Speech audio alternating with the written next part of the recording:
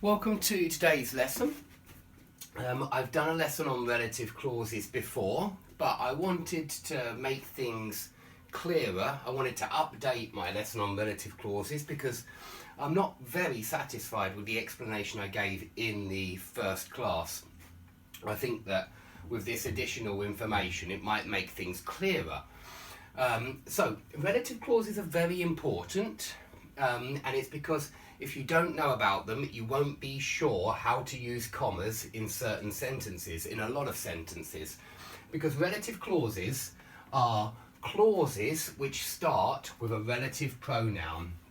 Now, if you're thinking in terms of independent clauses and subordinate clauses, relative clauses are a type of subordinate clause. And the reason why I can say that is because they are not a complete thought. When you say something like, who I saw last night, that is not a complete thought, and that is the part which is the relative clause. And you know it's a relative clause because it starts with the word who, which is a relative pronoun. So please learn those 5 relative pronouns. You've got who, which is the subject pronoun, whom, which is the object pronoun, whose, which is the possessive pronoun. If you're uncertain what I mean there, just think in terms of subject, verb, object, and you'll see that he is a subject pronoun, him is an object pronoun, and his is the possessive pronoun. Anyway, who, whom, and whose are relative pronouns, and also we use which for things, not who. And you can't use who, you obviously can only use who for people. Whose you can use for things though, and that's an interesting point perhaps, but which we use for things and that we also use for things. However, that is only for defining relative clauses, and that is important. I've also put a cross here because sometimes you can omit the relative pronoun, you can miss it out.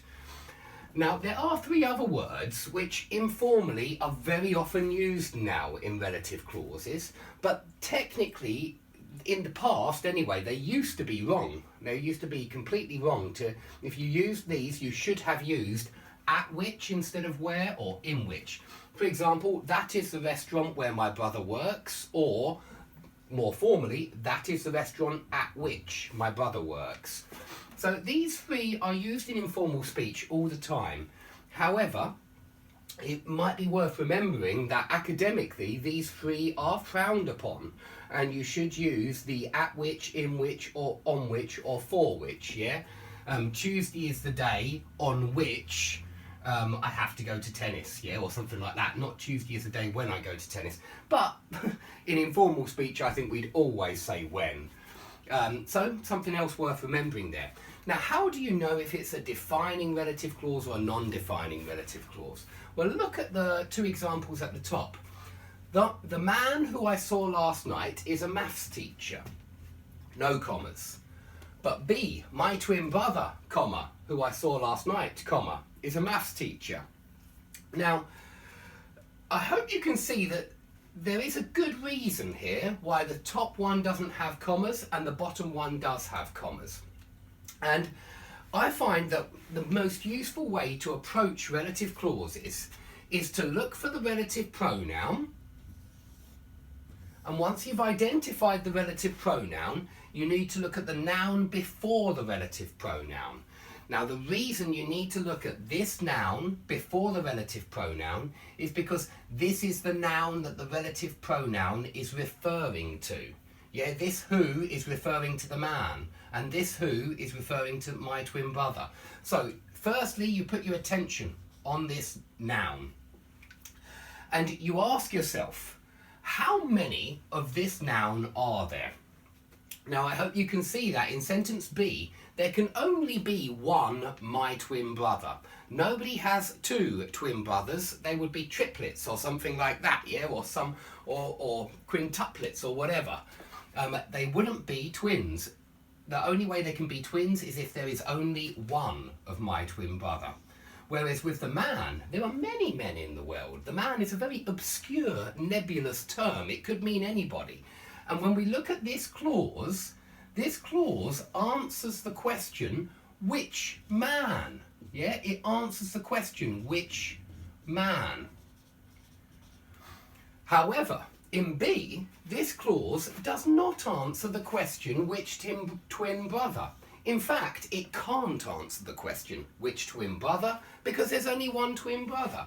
And that's why this one needs commas. That's why this information is non-essential information, because it doesn't help us decide which twin brother. Whereas in a defining relative clause, it does tell us which one of the noun which comes before the relative pronoun. So defining, you need to remember, it answers the question which one. And in a defining clause, you can use that.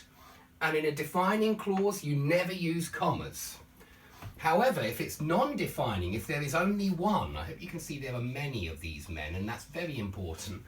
In non-defining, it's extra information. It doesn't tell you which one. It's just extra information about my twin brother.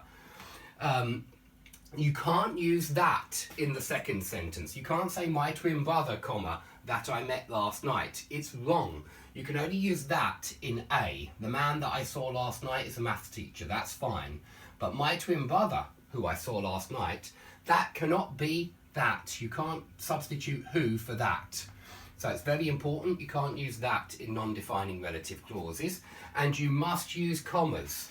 Okay, so when you're deciding, look at the first noun and ask yourself the question, how many are there of that noun? If there's only one, it's got to be non-defining. It's got to have commas. So as soon as I see a very specific name here, I just put commas on.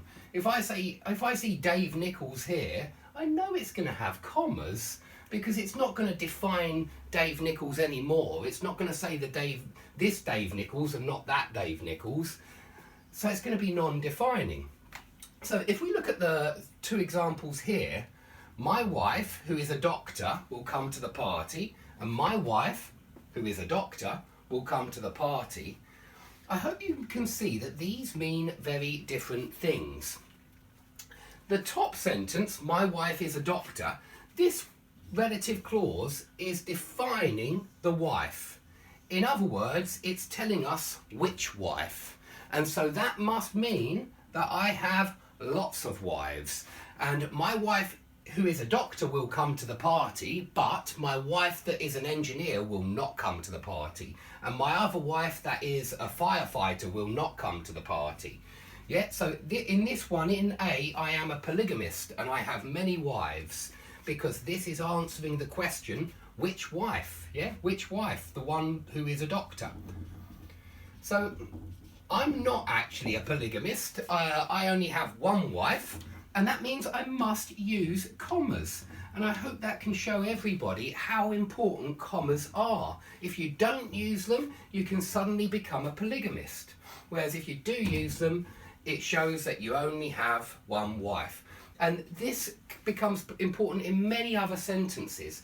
And it's because relative clauses are very often, well, there are many other sentences which can be considered reduced relative clauses. Let me show you what I mean.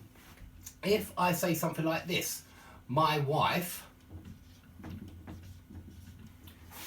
Jenny, it's not her name, but I'm just using it as an example.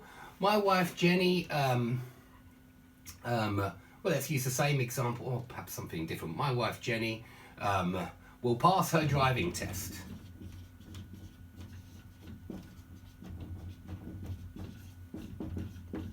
Now, even this sentence will need commas here. My wife, Jenny, will pass her driving test. That's what we must do if you've only got one wife. You really must say, my wife, Jenny, with commas, will pass her driving test. If you remove the commas, it means you are defining which wife. And so you have several wives. You're married to Jenny and Katie and Kathy and God knows who else. So you really must put the commas even in this sentence, and it's because it can be considered a reduced relative clause. Now I'll show you why. My wife, whose name is Jenny, that would be a relative clause, and we could add that in, and this is why the sentence can certainly be considered a reduced relative clause where we've just taken out the relative pronoun. So you can see that even in sentences like this, where there is no relative pronoun, this information is important. We need those commas in, otherwise we're defining which wife, and that means I'm married to many women. So yeah, even other sentences where the relative pronoun isn't there, this is important. So I hope that's clear. I will say one more thing, because this is called an appositive as well. It's not just called a reduced relative clause, it's also called an appositive. And if we swap them round, then it becomes a little bit different. Jenny, my what? No, I mean that's actually not with this sentence, but in other sentences it does become important when you swap them round. Let me give you an example. I think in another class on appositives I had my student Zhenya is a lawyer. That wouldn't have commas because you're defining which student. I've got many students and I'm defining which student. My student Zhenya is a lawyer. However, if I swap them round, Zhenya, comma, my student is a lawyer. Now here, it's extra information about Zhenya. I'm not defining which Zhenya, and so I need the commas. And these two sentences are certainly also reduced relative clauses, as well as appositives. But you can see that it does, whether you have the commas or not, depends on which side you put the information, and that's because they function the same way as reduced relative clauses. So Zhenya, who is my student, is a lawyer, or my student, whose name is Zhenya, is a lawyer. You could consider them reduced relative clauses. Okay, I know a lot of this is confusing. Please put questions under the video if you have any. Yeah, if I've forgotten to mention anything, please remind me under the video. But I hope that clears up a lot of confusion. If you've enjoyed this, please click on the like button, and I hope to see you all soon.